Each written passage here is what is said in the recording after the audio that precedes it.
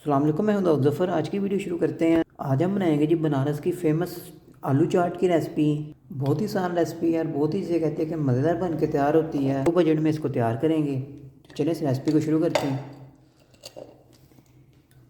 तकरीबन 3 जो है मीडियम साइज़ के आलू ले लिए। आलू को बॉईल करके इनका छिलका जो है उतार लिया था और इनको स्लाइसेस में काट लिया है।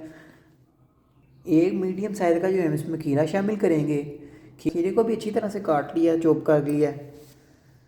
गाजर शामिल करेंगे तकरीबन 3 चम्मच जो है।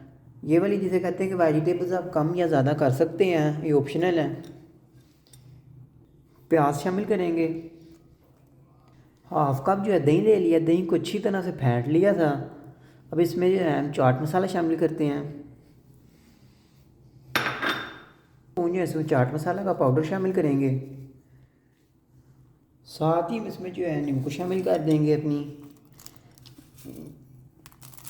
अच्छी तरह से इसको जो है मिक्स करते हैं।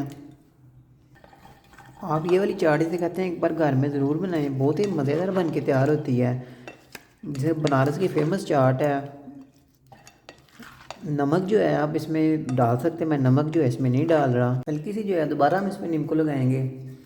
अगर तो आपको इसकी वीडियो पसंद है इसको लाइक करें, शेयर करें, सब्सक्राइब कर दें। मिलते हैं अगली वीडियो में। अल्लाह हाफ़िज़।